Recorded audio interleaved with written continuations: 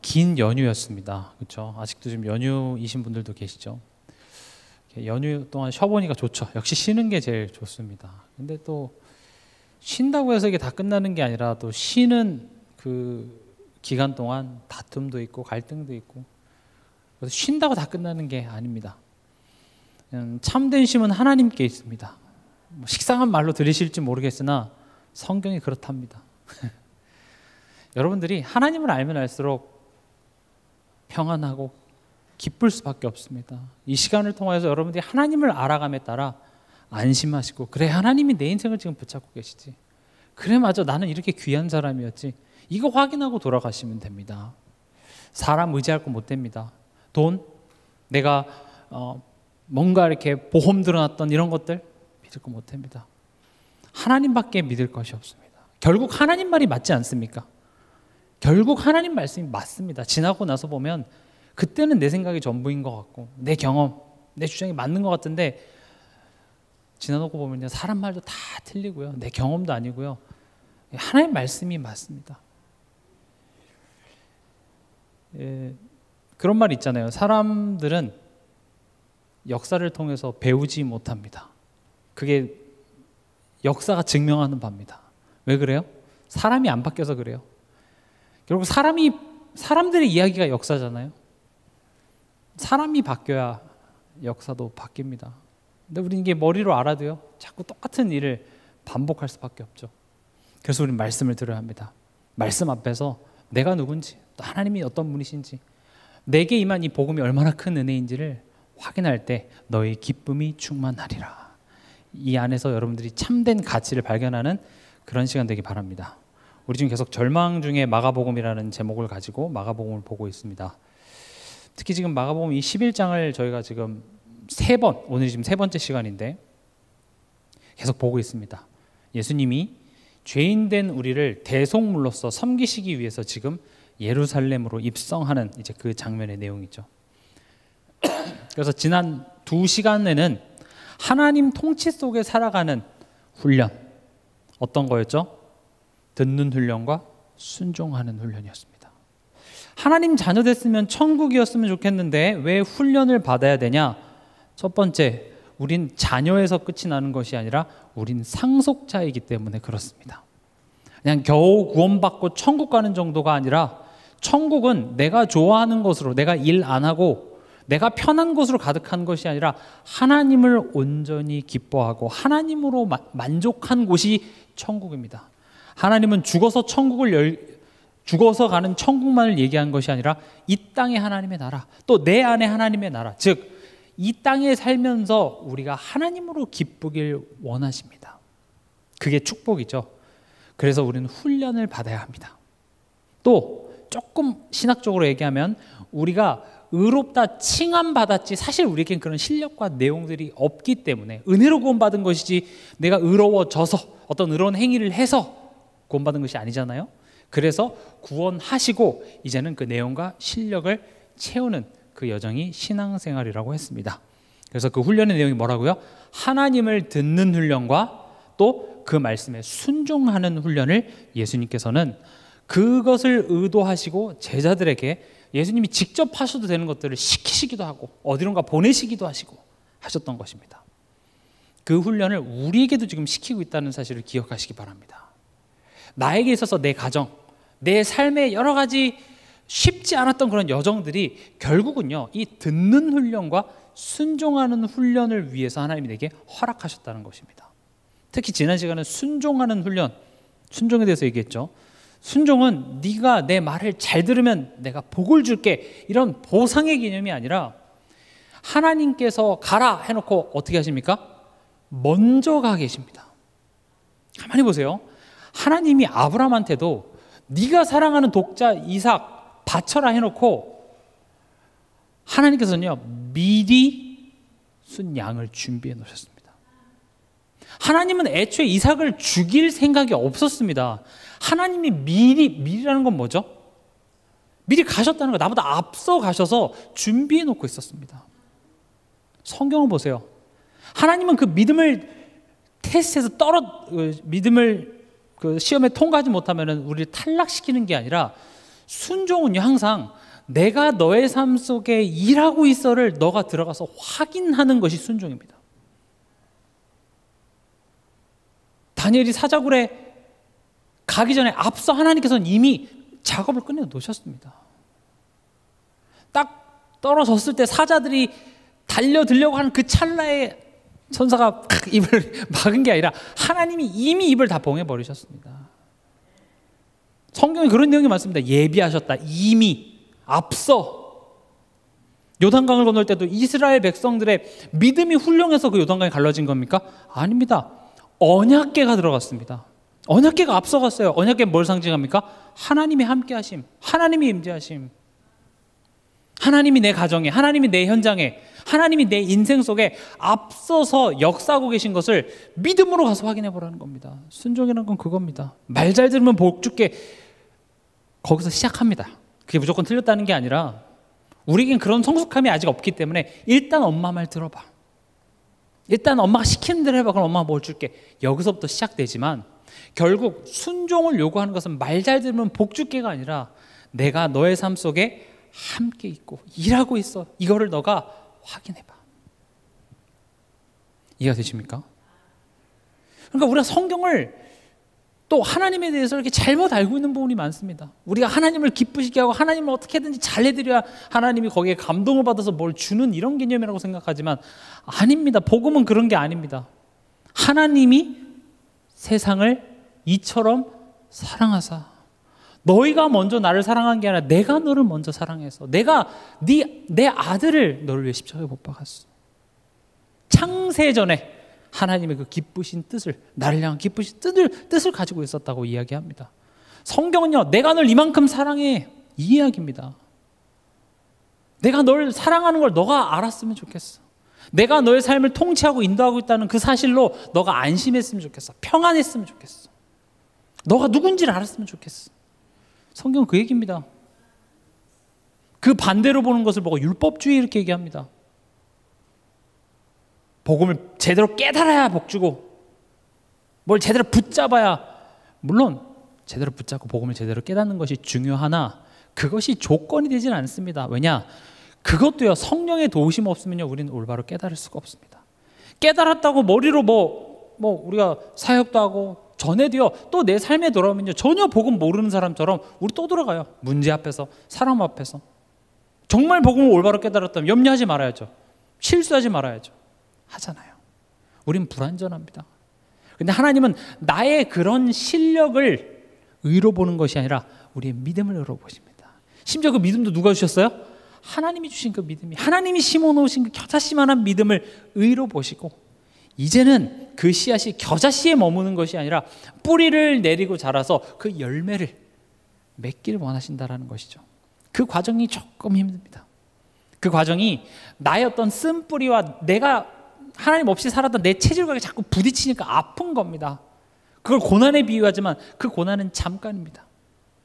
마치 우리 자녀들이 학교 다니는 그 순간이랑 똑같아요. 시험 보는 거랑 똑같아요. 힘들죠. 안 힘들다는 말이 아닙니다. 힘들지 말아야 된다는 것도 아닙니다. 그러나 이 힘듦은 내게 전부 유익한 겁니다. 우린 그 모든 것을 통하여서 내 삶 속에 역사하시는 하나님을 체험하면 됩니다. 또 순종이 뭐라고 했습니까? 주가 쓰시겠다고 하라 라고 가서 말하라 그랬죠. 내 삶 속에 하나님이 주인이심을 선포하는 것이 순종입니다. 날 힘들게 하는 이 사건도 하나님이 지금 쓰시고 계시는 겁니다. 나귀 새끼 이게 뭡니까? 근데 예수님이 쓰시겠다고 하니 그대로 성취되죠. 날 힘들게 하는 남편, 내 아내, 내 속을 썩이는 내 자녀, 여러 가지 상황들 하나님이 쓰시겠다고 하라. 선포하시기 바랍니다. 하나님이 쓰십니다. 저는 여러분들 삶 속에 하나님이 내 인생의 참 왕이시고 참 통치자이심을 진짜로 믿는 그런 신앙생활 회복되시길 바랍니다. 그럼 끝이 납니다. 그러니까 참 왕 하면 뭐만 떠오릅니까? 사단 결박 이것만 떠오릅니다. 고작 사단 이기러 오신 정도가 아닙니다. 우리의 삶을 통치하러 오셨습니다. 왜냐? 우린 전엔 사단에게 붙잡혀 있었기 때문에 우리한테는 사단이 강한 자였습니다. 그래서 예수 그리스도께서 친히 오셔서 십자가의 죽으심으로 죽음의 권세 잡은 자 마귀를 멸하신 것은 굉장한 내용입니다. 엄청난 승리입니다. 그러나 그게 전부가 아니라 이젠 내가 너의 삶에 참 왕이 되주시겠다고 얘기합니다. 피조물을 두려워하지 마십시오. 창조주를 두려워하시기 바랍니다. 사단은 피조물 따위입니다. 피조물 따위가 하나님이 하신 일을 막을 수 있겠습니까? 못 막습니다. 피조물이 발악한 그것을 하나님은 들어서 뭘로 만드십니까? 축복으로 바꾸십니다. 아담과 하와가 저지른 그 실수를 가지고 하나님은 아담과 하와보다 더 훌륭한 모습으로 우리를 만드시죠. 흙으로 돌아가는 존재가 아니라 영원히 썩지 않는 존재로 만드시고 우리를 자녀, 하나님과의 관계가 자녀 되게 하셨습니다. 하나님은 그런 분입니다. 피조물의 실수, 피조물의 반역으로 하나님이 하시고자 하는 일을 못 하시는 그런 분이 아니십니다. 우린 그런 엄청난 하나님의 사랑받는 자입니다. 하나님이 대단하십니다 해서 머무는 게 아니라 그게 나랑 무슨 상관인지를 가지고 와야 되겠죠. 그 하나님이 나를 먼저 하시고 나를 사랑하신다고 얘기합니다. 식상하다고 생각하지 마시고 이 내용을 내 삶에 한번 가져와 보시기 바랍니다. 그게 믿어지는 만큼 자연적으로 나오는 열매가 감사, 기쁨, 평안, 더 나아가서는 용서, 수용. 다윗이 도망갈 때 시므이가 막 날 저주할 때 하나님이 통치하신다는 그 주권을 모르면요 다윗의 고백이 나올 수가 없습니다. 여러분들에게 그런 은혜가 임하길 바랍니다. 그럼 오늘 본문으로 들어와서요. 왜 예수님은 나귀 새끼를 선택을 하셨나? 첫 번째로요. 구약의 메시아 예언에 성취하시기 위해서입니다. 성경 한번 같이 찾아보겠습니다. 스가랴서 9장 9절에서 10절입니다.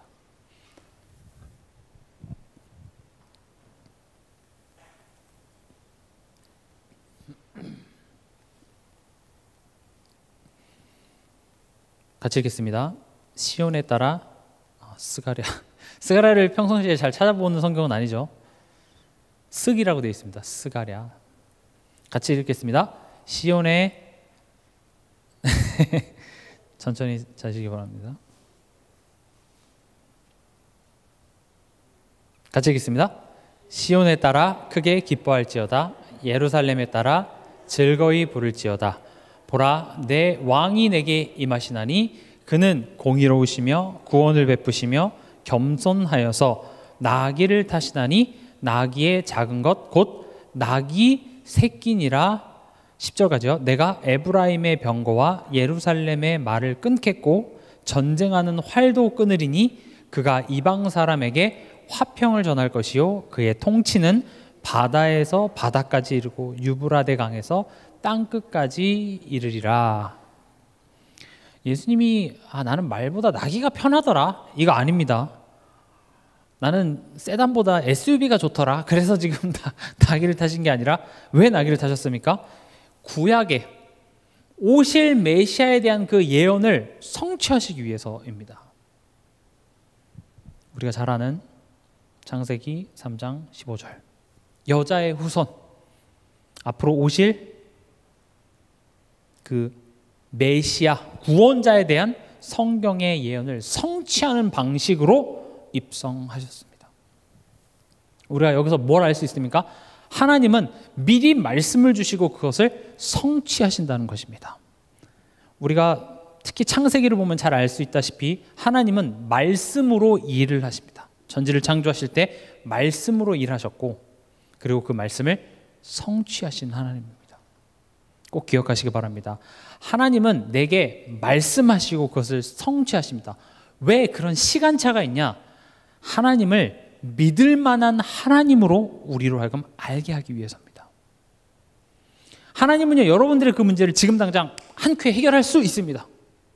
이루어져라 하면서 할 수 있는데 하나님은 그 문제를 통해서 미리 말씀을 주시고 그 문제 앞에서 하나님의 말씀을 붙잡도록 한 다음에 그 말씀이 내가 붙잡든 못 붙잡든 간에 성취하심으로 말미암아 나는 믿을 만한 하나님이야 라는 것을 설명하시는 것이죠. 아브라함이 하나님의 말씀을 붙잡을 때만 하나님의 말씀이 성취됐습니까? 아니죠. 제가 언약에 대해서 설명드렸죠. 언약은 두 사람 간의 약속인데 하나님은 우리에게 뭘 약속하셨냐? 내가 너한테 좋은 것만 줄 거야. 그게 하나님의 약속이에요. 또 인간은 어떤 약속이냐? 그 하나님을 내가 순종하겠다는 그 의무, 이 두 가지가 함께 있는 것을 언약이라고 얘기합니다. 근데 인간이 어떻게 했습니까? 그 의무를 저버렸습니다. 그러면 저 사람과 나 사이에 어떤 그런 계약을 맺었는데 그 사람이 그 약속을 지키지 않으면 나는 그 약속을 지킬 의무가 있습니까? 없습니까? 없죠. 그렇죠? 내가 예를 들어서 무슨 계약금이라든지 이런 거를 했어요. 그래서 며칠까지 여기에 대한 산다고 의사를 밝히고 중도금 내고 하면 됩니다라고 계약서를 썼는데 내가 그 날짜를 어겼어요. 그러면 그 상대방은 내가 낸 그 계약금을 나에게 돌려줄 의무가 있습니까? 없습니까? 없어요. 나도 할 말 없죠. 왜냐? 내가 약속을 이행하지 않았기 때문에 애초에 그 계약은 파기가 된 것이기 때문에 난 너한테 돈을 돌려줄 의무가 없어진 겁니다. 근데요, 하나님은요, 내가 하나님에 대하여 불순종을 했는데 하나님은 어떻게 하십니까? 여자의 후손을 내게 약속하십니다. 하나님은 우리에게 항상 신실하신 하나님입니다. 내가 하나님을 멀리 떨어져 있을 때도, 내가 예배 자리에 못 오고 세상의 자리에, 내 상처의 자리에, 내 생각, 내 경험의 자리에 앉아서 방황하고 있을 때에도 하나님은 내게 항상 신실하신 하나님이라는 사실을 기억하시기 바랍니다. 하나님은 그런 하나님입니다. 그리고 거기에서부터 우리를 돌이키시는 하나님이십니다.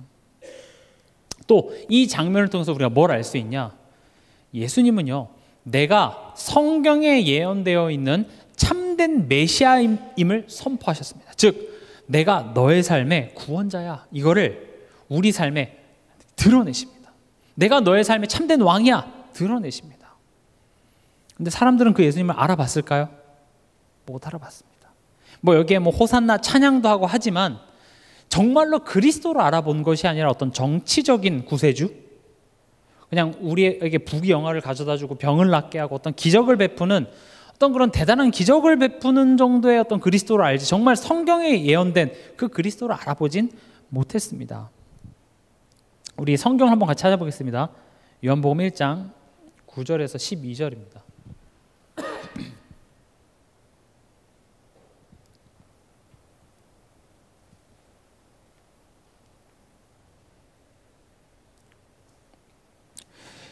일단 9절에서 11절까지만 읽어보겠습니다. 참빛 곧 세상에 와서 각 사람에게 비추는 빛이 있었나니 그가 세상에 계셨으며 세상은 그로 말미암아 바 지은 바 되었으되. 여기까지요. 그럼 지금 누구에 대해서 설명하는 거예요? 하나님에 대해서 설명하는 거죠. 성부, 성자, 성령 하나님에 대해서 이야기하는 겁니다. 근데 어떻게 됐습니까? 세상이 그를 알지 못하였고, 여기서 말하는 세상은 모든 인간을 의미합니다. 11절에 자기 땅에 오매 자기 백성이 영접하지 아니하였으나. 지금 이 내용을 보면 이 유태인들, 예수님도 못 알아본 나쁜 유태인들이라고만 얘기하지 마시고 납니다. 내 삶 속에 하나님께서는 내가 지금 너와 함께하고 있어, 내가 너의 삶의 왕이야, 내가 너의 삶을 통치하고 있어, 내 삶 속에서 하나님 자신을 나타내시는데 우리는 알아보지 못합니다. 그냥 힘든 일이에요. 짜증나는 일이고 억울한 사건이고 왜 나한테만 이런 문제가 찾아오냐라고만 보지, 하나님이 지금 내 삶 속에 왕으로 찾아오셔서 내 삶을 다스리고 계신다고 우리는 알아보지 못합니다. 그리고 이제 11절 읽어볼게요. 영접하는 자. 영접이 뭐죠? 영을 접한다는 말은 절대 아닙니다. 영접은 우리가 손님을 모신다, 받아들인다, 이런 의미입니다. 영접하는 자가 뭐래요? 곧 그 이름을 믿는 자들에게는 하나님의 자녀가 되는 권세를 주셨으니. 왜 예수님을 믿는 자라고 얘기하지 않고 곧 그 이름을 믿는 자라고 했을까요? 성경에, 지금 구약 성경에 예언되어져 있었던 그 그리스도가 누구라고 믿는 거예요? 예수라고.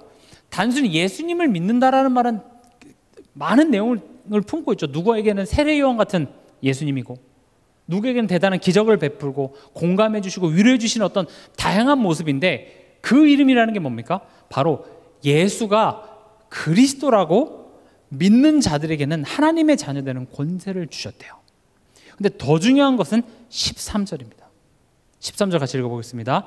이는 혈통으로나 육정으로나 사람의 뜻으로 나지 아니하고 오직 하나님께로부터 난 자들이니라. 정리를 해볼게요.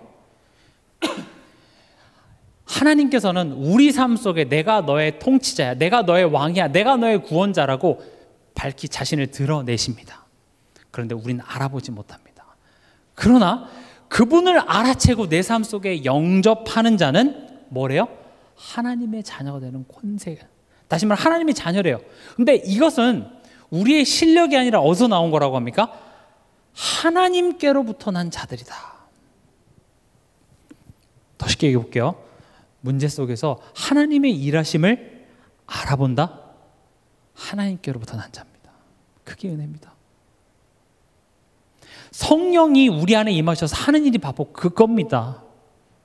하나님이 일하고 계셔. 저도 참 이 내용이 어쩔 때는 뭐 이렇게 머리로는 이해는 되겠습니다만은 삶 속에서 참 인정이 잘 안 되더라고요. 힘들고 어떻게 이럴 수 있어. 그게 이스라엘 광야길을 가는 이스라엘 백성들이었습니다. 이럴 거면 왜 구원했어? 다시 애굽으로 돌아가자. 왜 여기서 우리를 죽이려고 했냐? 그런 모습들이 딱 제 모습이에요. 그래서 성령께서 우리와 함께 하시면서 우리를 가르치고 생각나게 하셔서 지금 너가 눈에 보여지는 이런 힘든 상황들, 너가 이해 안 되고 불투명한 너의 미래, 하나님이 지금 통치하고 계셔. 그래서 우리는 누구를 의지해야 됩니까? 하나님을 바라보고 성령을 의지해서 그 하나님을 바라봐야 합니다. 이번 한 주간도 여러분들 삶 속에서 이렇게 나타내시는 하나님을 여러분들이 만나고 체험하시기 바랍니다. 어떻게 할 수 있어요? 말씀을 통해서요. 그래서 우리가 주일날 강단에서 선포되어진 말씀을 강조하는 이유가 뭡니까? 그 말씀이 우리에게 미리 주어지지 않으면 삶에서 일어나는 일이 하나님의 간섭, 하나님의 역사심이라고 보여지지가 않아요. 그냥 저 왼수는 왜 저래가지고. 제가 또 이번 주에 이제 뭐 카페에 갈 일이 있어 카페에 이렇게 앉아서 이렇게 책을 보고 있는데 쉬는 날이니까 이제 아주머니들이 이렇게 많이 계시더라고요. 저는 또 이제 사역에 특히 이제 아주머니들 많이 만나니까 그 아주머니의 대화들을 이렇게 들어봅니다. 이제 들어보면 가관이에요. 서운한 거 투성이죠. 뭐 아들이 와갖고 돈 봉투를 주는데 거기에 뭐 한 장 있고 두 장 있고 뭐 그런 거부터 시작해서 어떻게 제가 저럴 수 있고 뭐 내가 부친 게 늦었는데 걔는 한 번도 와서 도와주지도 않더라 뭐 이런 이야기에서부터 한도 끝도 없습니다. 우리 삶 속에 그런 문제들이 참 많습니다. 근데요, 그 속에서 하나님이 지금 역사하고 계신다는 사실을 발견할 수 있는 것 축복입니다. 은혜 입은 자입니다. 자꾸 말이 길어질까 봐 제가 지금 그 다음으로 빨리 넘어가겠습니다. 왜 나귀를 타셨냐?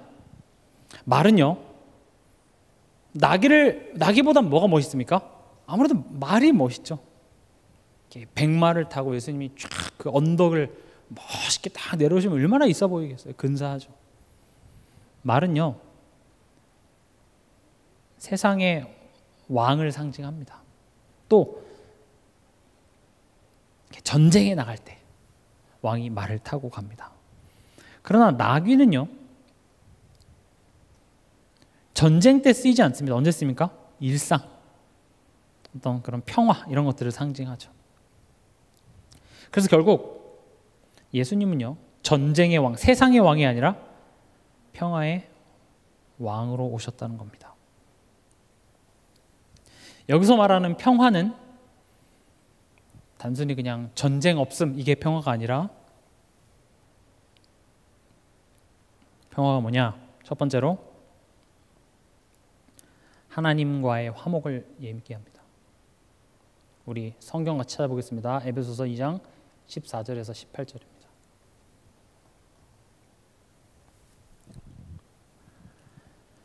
예수님이 평화의 왕으로 오셨다. 그럼 뭐 전쟁이 끝나고 다툼이 사라지고 물론 것도 맞겠습니다만은 평화 뭘 의미하냐? 첫 번째로 에베소서 2장 14절에서 18절 14절부터 읽어보겠습니다. 그는 우리의 화평이신지라 둘로 하나를 만드사 원수된 것 곧 중간에 막힌 담을 자기 육체로 하시고 법조문으로 된 계명의 율법을 폐하셨으니 이는 이 둘로 자기 안에서 한 세 사람을 지어 화평하게 하시고 또 십자가로 이 둘을 한 몸으로 하나님과 화목하게 하려 하심이라. 원수된 것을 십자가로 소멸하시고 또 오셔서 먼 데 있는 너희에게 평안을 전하시고 가까운 데 있는 자들에게 평안을 전하셨으니 이는 그로 말미암아 우리 둘이 한 성령 안에서 아버지께 나아감을 얻게 하려 하심이라. 아멘. 우리가 전에는요, 우리 본질상 진노의 자녀였습니다. 이 말이 무슨 말이냐? 우리의 본질 자체가, 우리가 가만히 숨만 쉬어도 모든 것이 하나님을 진노하게 하는 것밖에 하지 못하는 것을 보고 본질상 진노의 자녀. 또 성경은 우리를 하나님과 원수되었던 너희 이렇게 표현합니다. 그렇게 하나님과 우리 사이의 관계가 끊어졌던 그 관계 속에 누가 찾아오십니까? 예수님이 찾아오셔서 화목 제물이 되어주십니다. 화목 제물이 됐다는 게 무슨 말입니까? 이 죄에 대한 대가를 예수님께 다 전가해서 예수님이 대신 피를 흘리고 죽음으로 말미암아 우리의 죄값을 다 치러주셨다는 겁니다. 거기서 끝나는 것이 아니라 하나님과 우리 사이에 길을 열어주셨죠. 그렇게 해서 우리가 뭐가 됐습니까? 하나님의 자녀가 된 것입니다. 그런데 하나님과의 관계는 여기서 끝나는 것이 아니죠. 하나님 자녀된 그 이후의 관계에서도 예수님께서는 역사하십니다. 우리가 왕 했을 때 이렇게 떠오르는 예수님의 이미지는 마치 슈퍼맨처럼, 영화에서 슈퍼맨이나 뭐 배트맨이라든지 이런 슈퍼 히어로를 많이 떠올립니다. 마치 막 내가 악당한테 당하고 있을 때 빨간 망토 두르고 나타나가지고 그 악당 쳐부숴주고, 내가 힘들 때 그 문제 해결해주고. 근데 지금 예수님은요, 평화의 왕으로 오셨습니다. 내 힘든 문제를 안 해결해 주겠다는 것이 아니라 첫 번째 목적, 그리고 가장 중요한 목적은 뭐냐? 하나님과 나를 화목하게 하기 위해서 예수님은 오셨습니다.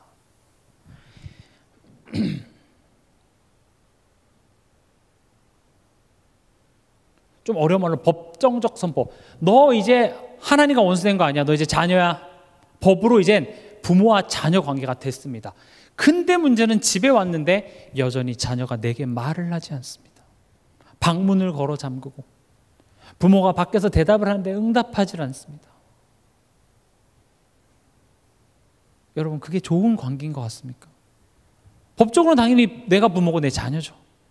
자녀가 잘못했을 때 거기에 책임져야 될 의무도 있고 부모는 당연히 자녀를 위해서 할 겁니다. 그러나 지금 여기서 말하는 어떻습니까? 화목이라는 것은 그냥 법적으로 부모와 자녀 관계가 됐다가 전부가 아니라 여전히 자녀가 됐는데 내 방에서 나오질 않는 내 자녀와 부모와의 관계, 여전히 하나님을 불신하고 있는 그 관계를 회복하는 것까지가 예수님이 이 땅에 오신 이유가 되는 것입니다.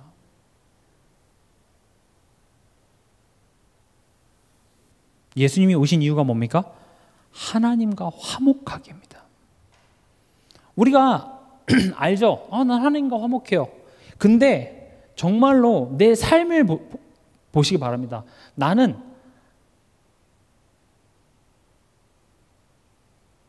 불평하고 원망하고 걱정하고 이런 것들이요,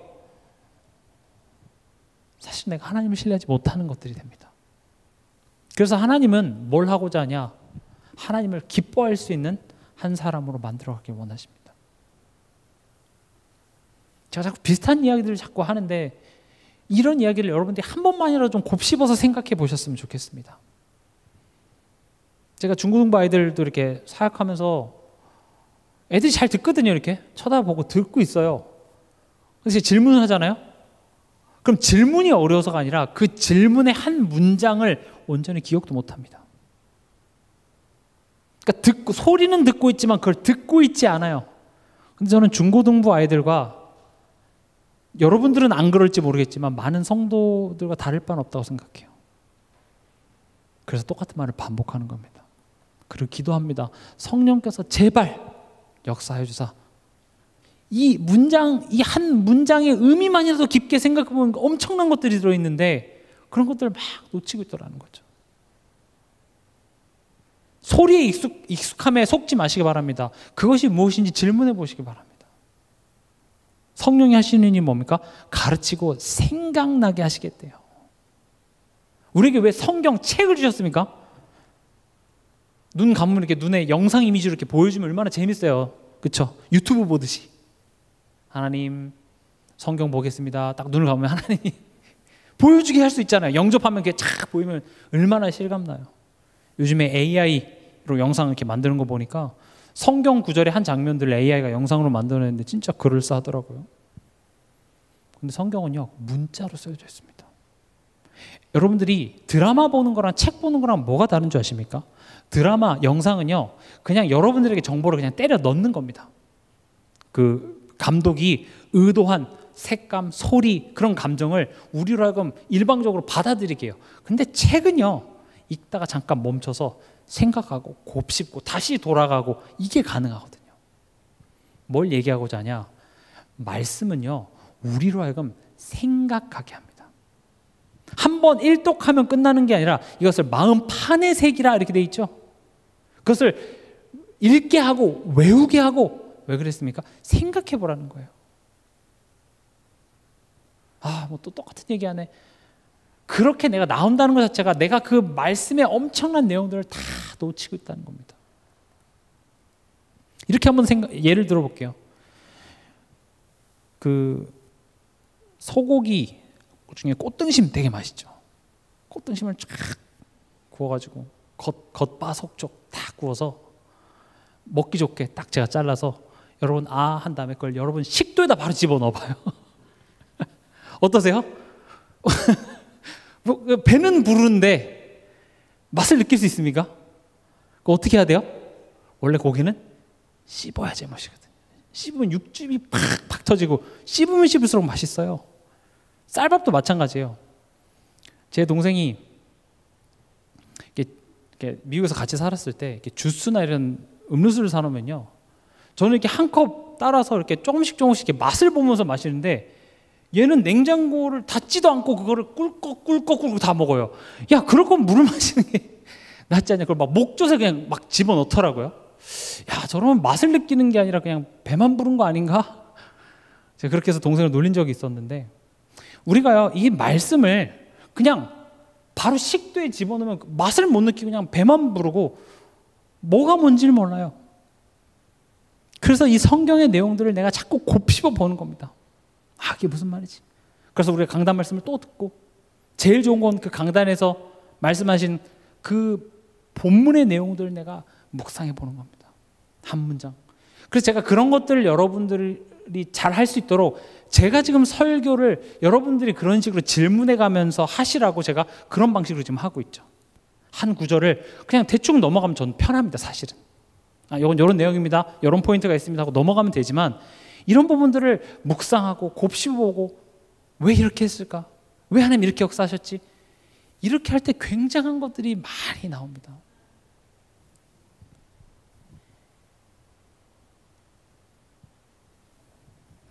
하나님을 기뻐할 수 있는 사람으로 만들어가길 원합니다. 왜요? 하나님은 우리 삶 속에 우리가 상상하지 못한 엄청난 것들을 이미 주셨고 또 그렇게 역사하고 계시기 때문에 그렇습니다. 다시 말씀드립니다. 조건부가 아닙니다. 믿으면 복 줄게, 잘하면 축복해 줄게가 아니라 이미 우리가 형용할 수 없는 축복을 이미 줘놓고, 이미 내가 너의 그런 하나님이 되어 놓으시고, 너 왜 나 모르는 자 같이 살아? 왜 부모 없는 자 같이 살아? 너가 나를 알면 넌 날 사랑하지 않을 수 없어. 그래서 이 기독교의 신앙은요 굉장히 비상식적이고 비논리적인 게 아니라 정말로 알면요 예수님을 어떻게 사랑하지 않을 수 없어? 사랑하지 않을 수가 있어가 된다니까요. 어떻게 하나님께 감사하지 않을 수가 있어? 이렇게 상식적으로 돌아오게 되어 있어요. 반대로 내가 하나님을 감사하지 못하고 하나님을 기뻐하지 못한다는 것은 나는 그만큼 하나님을 잘 몰라. 내 삶 속에 난 하나님 없는 자 같이 살았어. 이 고백이랑 똑같아요. 어떤 평화입니까? 나에게 평화입니다. 앞서 말씀드렸던 것처럼 하나님을 아는 만큼. 왜요? 내 삶을 통치하고 계시기 때문에. 하나님은 신실하시기 때문에. 하나님은 날 사랑하시기 때문에. 그게 내게 평안을 가져습니다. 그게 믿는 만큼. 그걸 내 삶 속에서 체험하는 만큼. 그리고 세 번째 어떤 평화입니까? 사람들과의 평화입니다. 지금 예수님이 그걸 무엇을 통해서 보여주셨습니까? 십자가의 길을 통해서 보여주셨습니다.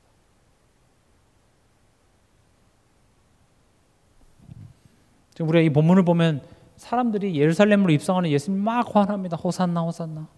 근데 그 환호가 나중에 뭘로 바뀝니까? 못 박아라로 바뀝니다. 예수님이 침을 뱉고 모욕하고 예수님을 욕하고. 예수님은요 그런 사람들과 싸우지 않았습니다. 너 나 욕했어. 너 나한테 침 뱉었어. 내 기억해 둘 거야. 그래서 예수님이 그런 사람들을 병을 걸리게 하고 저주를 퍼붓고 가신 것이 아니라 예수님 뭐 하셨습니까? 죽으러 가셨습니다. 굉장히 중요한 부분입니다. 그게 십자가의 길입니다. 우리는 나를 힘들게 하고 내 삶 속에서 나를 골탕 먹이고 나를 어렵게 하는 사람들을 슈퍼맨같이 예수님이 딱 나타나셔서 천사를 보내주셔서 그런 사람들 다 무찔러 주길 바랍니다. 그러려고 오신 게 아닙니다. 평화의 왕입니다. 그 상황을 통해서 하나님은 나의 옛사람을 죽여냅니다. 물론 우리의 옛사람이 예수와 함께 십자가에 죽었으나 우리의 그 옛 체질들이 나의 그 뿌리 내린 것, 나의 그런 쓴뿌리들, 나의 하나님 없었을 때 만들어졌던 나만의 어떤 그런 틀들이 죽는 그 자리로 가게 합니다. 근데 어떻게 됩니까? 예수님이 죽었는데 모든 사람을 다 살려내버립니다. 그게 십자가의 길입니다. 그래서 십자가의 도가 세상 사람들이 봤을 땐 미련합니다. 진 거잖아. 네가 하나님의 아들이거든. 네부터 구원해. 하나님 믿고 교회 열심히 다니면 네나 잘 살아. 이게 되죠. 아닙니다. 우린 누구를 살리고 누구를 돕고 이걸 이전에 내가 그리스도와 함께 십자가에 못 박혔나니 이제는 내가 사는 것이 아니요 내 안에 계신 그리스도께서 사는 것이라. 이제 내가 사는 것은 그 그리스도를 믿는 믿음 안에서 살아가는 겁니다.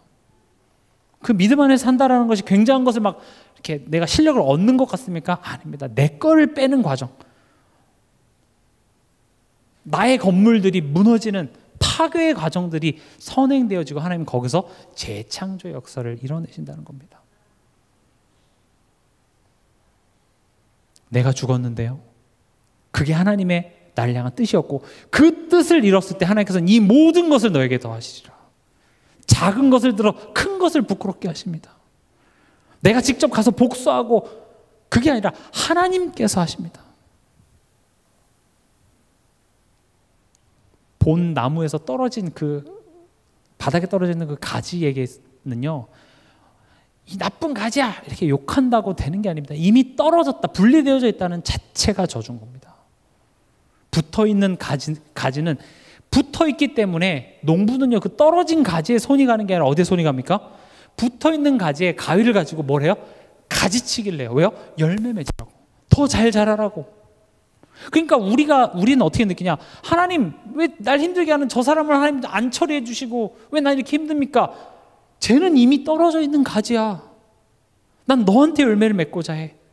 그래서 가위를 들어서 자꾸 나를 다듬어 가십니다. 그게 십자가의 길입니다. 우리가 가야 될 십자가의 길이에요. 쉽게 얘기해서 너나 잘하세요 이거예요. 또 나라도 잘하자. 나는 잘하자. 교회 안에서 저 성도들, 저 집사님, 저 장로, 저 권사, 저 전도사, 저 목사가 어떻다 할지라도 내가 하나님 앞에 서는 일인 겁니다. 하나님은 무능하시지 않습니다. 내 삶에 일어나는 모든 것을 합력하여 여러분들에게 가장 좋은 것으로 주실 수 있는 하나님이심을 믿고 가는 겁니다. 사람 믿지 마십시오. 교회 조직 믿지 마십시오. 앞에서 나와서 있는 것처럼 말하는 저도 믿을 게 못 됩니다. 다 부족합니다. 넘어질 수 있습니다. 어떻게 저 사람이 저럴 수 있어? 그럴 수 있습니다. 우린 거기에 시험 들지 마시고요. 애초에 이 모든 것을 통해서 누구에게 좋은 것을 만들어내신다고요? 나에게요. 두 번째로요. 사람들이 예수님이 오실 때 겉옷과, 여기서는 그냥 나뭇가지라고 했는데 종려나무가지인 걸 알죠, 우리가. 요한복음과 마태복음을 통하여서. 겉옷이 무엇을 의미할까요? 첫 번째로 열왕기하 9장, 이건 안 찾아보셔도 됩니다. 13절에 보면 무리가 각각 자기 옷을 급히 가져다가 섬돌 위 곧 예후의 밑에 깔고 나팔을 불어 이르되 예후는 왕이라 하니라. 무슨 말입니까? 옷을 벗어서 깔았다라는 것 자체가 왕을 맞이할 때 하는 의식적인 표현이었습니다. 그래서 예수님이 입성하셨을 때 사람이 자기 겉옷을 바닥에 깐 것은 예수님 당신은 내 인생의 왕이십니다. 내 인생의 주권자이십니다. 이렇게 인정하는 고백이었거든요. 그러면 질문해 봐야겠죠. 나는 예수님을 내 삶의 참 왕으로 맞이하고 있는가? 나는 예수님이 지금 내 삶 속에, 내 가정에, 내 지금 내면의 어떤 문제 앞에 왕으로 오시는 예수님께 내 겉옷을 벗어서 그분을 왕으로 맞이하고 있는가 질문해 봐야겠죠. 말로는 할 수 있습니다. 예수님 나의 참 왕이십니다. 왜냐, 그 말도 못 하거든요, 우리는요. 고백부터 시작하시기 바랍니다. 그러나 이제 이게 고백으로만 멈추는 것이 아니라 실제로 이제 내 삶을 보자고요.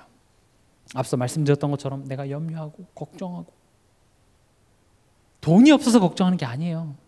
어떤 문제 때문에 걱정하는 게 아니라 예수님이 내 삶의 참 왕이라고 믿어지지 못한 만큼 걱정의 열매는 맺혀지게 되어 있습니다. 이해가 되십니까? 그래서 걱정하지 않으려고 노력하지 마시고, 걱정이 난다라는 것은 어떤 상태라고요? 지금 하나님과 나와의 관계를 점검해야 될 시간표구나라고 돌아가시면 됩니다. 걱정을 안 하려고 노력하는 것을 보고 율법주의라고 얘기하죠. 그 갈라디아서 시간에 제가 말씀드렸죠. 율법주의는 죄를 안 지으려고 노력하는 겁니다. 그러나 복음은 뭐예요? 하나님의 은혜에 집중하는 겁니다. 은혜에 집중하다 보면 죄와 멀어지게 되어 있습니다. 이해가 되시죠? 그래서 지금 내 삶 속에 내가 예수님을 참 왕으로 맞이하고 있는가 이런 질문을 했을 때 네 라고 이야기는 하지만, 실제로 내 삶 속에 일어나는 열매들을 보면 예수님은 지금 왕이 아니시라니까요. 내 삶에 내가 왕으로 여기지 않고 있어요. 손님쯤으로 그냥 가끔씩 필요할 때 나타나서 나를 도와주는 어떤 그런 존재지, 왕으로 내가 맞이하고 있는가 질문해 보시기 바랍니다. 그럼 오늘 밤 기도하세요. 예수님, 내 삶의 참된 왕이심을 고백합니다.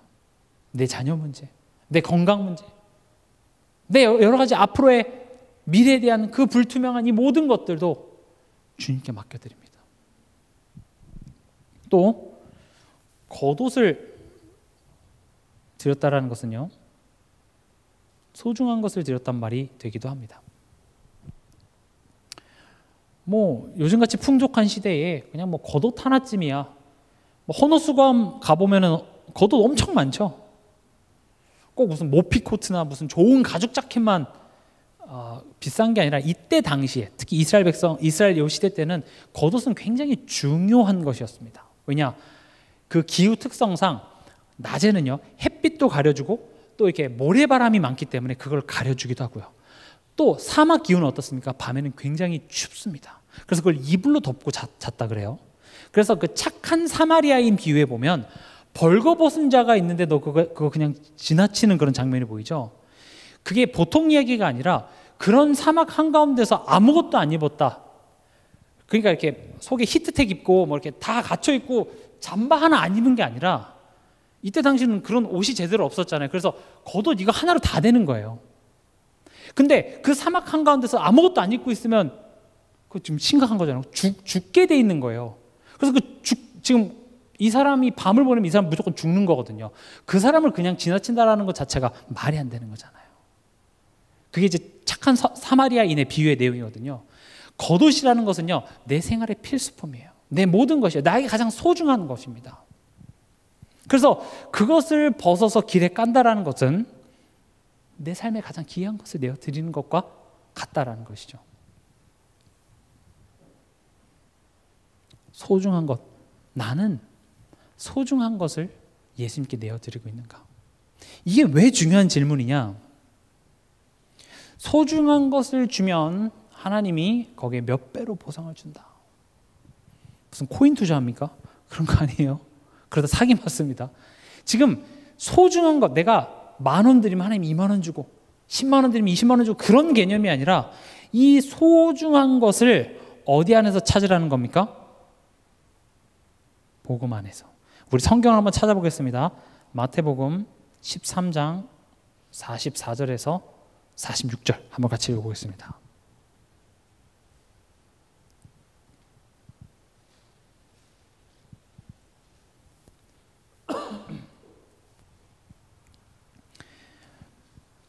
(44절) 천국은, 여기서 말하는 천국은 제가 배경을 설명해 드렸죠. 이 마태복음은 유대인들에게 쓴 성경이기 때문에 유대인들은 함부로 하나님 야훼의 이름을 부를 수 없었습니다. 그래서 아도나이라든지 그분 이렇게 돌려서 이야기를 했습니다. 그래서 하나님이라는 말을 못해서 하늘의 나라라고 표현한 것뿐입니다. 제가 왜 이런 이야기를 하냐, 여기서 천국 하면 우린 죽어서 가는 천국만을 자꾸 떠올리기 때문에 하나님 나라라고 바꿔서 이해하시면 좋습니다. 하나님의 나라 뭐라 그랬죠? 하나님의 통치입니다. 천국은 마치 밭의 감추인보와 같으니 사람이 이를 발견한 후 숨겨두고 기뻐하며 돌아가서 자기의 소유를 다 팔아 그 밭을 사느니라. 또 천국은 마치 좋은 진주를 구하는 장사와 같으니 극히 값진 진주를 하나 발견하매 가서 자기의 소유를 다 팔아 그 진주를 사느니라. 보세요. 지금 참 왕이신 예수님께 겉옷을 드린다라는 것 자체가 하나님의 통치, 즉 하나님 나라 안에서 살아가는 것은 무엇이냐, 이것과 지금 같은 이야기거든요. 지금 이 두 가지 비유의 공통점이 뭐냐? 발견한 겁니다.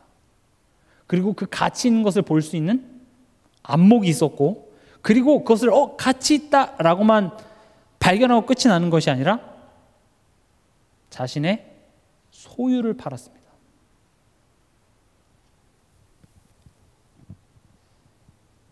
이게 지금 하나님 통치 안에 살아가는 자의 삶의 모습이고, 성령께서 지금 이걸 만들어내려고 하는 겁니다.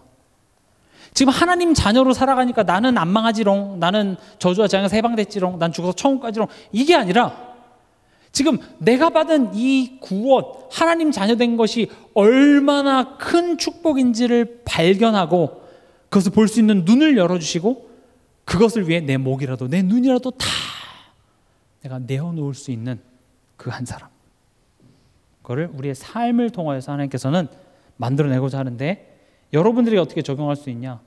나는 삶 하면 뭡니까? 시간과 내 에너지, 힘입니다. 어디에 시간을 많이 쓰고 있느냐가 내가 가장 가치 있다고 생각하는 겁니다. 맞죠? 내가 어디에 가장 많은 힘과 에너지를 들이고 있냐, 이게 내가 가장 가치 있다고 생각하는 것입니다. 그럼 스스로 한번 점검해 보시자고요.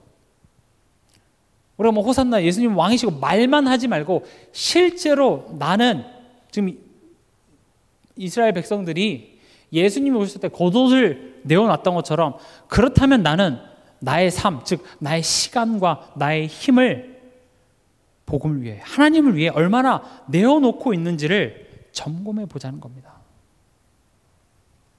그래서요, 교회는요, 성도들의 헌신으로 돌아가게 되어 있습니다. 여기서 신은 뭐죠? 몸신자입니다. 몸을 드리는 겁니다. 강요가 아니라 기쁨과 하나님에 대한 기쁨과 그 감사가 우리로 하여금 내 몸을 드리게 되어 있습니다. 그래서요, 교회가 여러 가지 경기적으로 어려운 이유가 실제적으로 경제가 어려워서가 아니라요, 성도들이 예수님을 내 인생의 왕으로 믿지 못해서 교회 경제는 어려워지는 겁니다. 성경에도 초대교회도 기근이 찾아왔는데 오히려 헌금을 했다니까요. 경기가 어려워서가 아닙니다. 예수님을 왕으로 믿지 못해서 그런 거예요. 복음의 가치를 깨닫지 못해서 그래요. 저는 여러분들이 복음의 그 가치를 깨닫길 바랍니다. 이걸 잘못 오해하면 많이 봉사하고 헌금 많이 하는 소리인가? 그렇게 수준 낮게 듣지 마세요. 이건 그런 내용이 아닙니다. 내가 교회 헌신하고 내가 교회를 위해서 내 삶을 드릴 수 있는 것은요, 영광인 겁니다. 하나님은 기부를 원하시는 게 아닙니다. 봉사를 원하는 게 아닙니다. 그 기쁨과 감사를 아는 자만이 할 수 있는 특권입니다. 그런 자가 적은 것 때문에 교회가 힘든 거예요. 그게 안타까운 것이지, 오히려요, 교회사나 역사를 봐도요, 교회가 돈이 많아지고 교회 권력이 생길 때 그때 제일 부패하고 제일 타락했어요. 우린 대단한 걸 이루자는 게 아니에요. 성도들 한 사람 한 사람이 이 복음에 대한 감사와 감격으로 그 기쁨에 못 이겨서 나의 시간을 드리고 나의 삶을 드리고 내가 주일학교 교사가 되기도 하고 내가 식당 봉사도 하고 이런 기쁨을 하는 게 교회 청소도 하고 그런 걸로 교회가 돌아갑니다. 그런 헌신으로 또 다른 생명에게 복음이 전달됩니다. 그런 걸로 또 다른 사람, 낙신된 자들이 힘을 얻고, 이게 하나님이 교회가 돌아가게 하는, 운영되게 하는 원리인 겁니다. 종려나무죠. 레위기 23장 40절. 초막절에 대한 내용입니다. 뭐라고 되어 있냐? 첫날에는 너희가 아름다운 실과와 종려나무 가지와 무성한 나무 가지와 신의 버들을 취하여 너희 하나님 여호와 앞에서 이래 동안 즐거워할 것이라. 종려나무 가지는 뭘 상징하냐? 하나님의 구원하시고 함께 하신 그 기쁨을 상징합니다. 초막절에도 그렇고 성경에 이 종려나무가 항상 상징하는 것은 애굽에서 우리를 인도해서 여기까지 함께 하신 그 하나님을 기념하고 기뻐하는 그 상징으로서 종려나무가 쓰여진 것이죠. 그러면 나는 내 삶 속에 하나님을 감사하고 있는가? 그냥 단순히 종려나무 그런 의미였군요. 그 옷을 왕이니까 바닥에 깔았군요가 아니라 나는 그러면 내가 지금 흔들어야 될 종려나무는 뭔지를 돌아보자는 거죠. 나는 하나님께 감사하고 있는가? 하나님께 찬양하시기 바랍니다. 요즘 좋은 찬양 참 많더라고요. 찬양하시기 바랍니다. 저도 이렇게 힘들고 어려울 때 보니까 대단한 메시지가 떠오르는 게 아니라요, 그 찬양의 한 구절 있죠, 한 단어, 이런 것들이 나를 살리더라고요. 나에게 그런 게 있나 한번 돌아보세요. 진짜 막 감정적으로 너무 힘들고 할 때는요, 노트에 써져 있던 메시지가 절대 안 떠올라요. 찬양 이런 게 떠오르더라고요. 특히 찬송가의 그 어렸을 때부터 들었던 그 가사의 내용들이 떠올라서 그게 내 마음을 녹여내요. 찬양하시기 바랍니다. 특히 내 감정이 요즘 좀 삭막하다, 요즘 말씀도 잘 안 들리는 것 같다, 내게 찬양의 고백을 회복하시기 바랍니다. 그리고 우리가 흔들어야 될 종려나무, 섬김과 봉사입니다. 가정에서부터입니다. 가정에서 섬기시기 바랍니다. 남편을 섬기시고 아내를 섬기시고 부모를 섬기고 자녀를 섬기고, 또 직장에서도 그렇고 또 교회에서도 그렇고, 이게 내가 흔드는 종려나무인 겁니다. 말씀 읽겠습니다. 오늘의 결론, 호산나. 호산나, 원어를 보면 이제 구원하소서라는 말입니다. 근데 이게 단순히 도와주세요 이런 차원이 아니라 이제 구원이 오셨다, 하나님이 우리를 구원하신다, 이런 의미입니다. 우리 삶 속에서 나를 구원하시고 지금까지 인도하시는 하나님, 또 앞으로도 나의 삶을 통치하시고 계시는 그 하나님을 여러분들이 발견하고 만날 때마다 여러분들 입속에 호산나, 찬송이 가득하시길 바랍니다. 주와 같이 길 가는 것 즐거우니라니까. 우리 혼자 가는 인생 아닙니다. 하나님이 우리와 함께 계십니다. 하나님이 친히 인도하십니다. 하나님이 내 삶 속에 정답을 가지고 계십니다. 내가 그 말 듣기 싫어서 도망가도 하나님은 그 도망감이 만들어낸 실수도 축복으로 바꿔서 내게 유익한 것으로 하실 수 있는 좋은 하나님이십니다. 그 하나님을 찬송하시는 그런 한 주간 되시길 주님의 이름으로 축원합니다.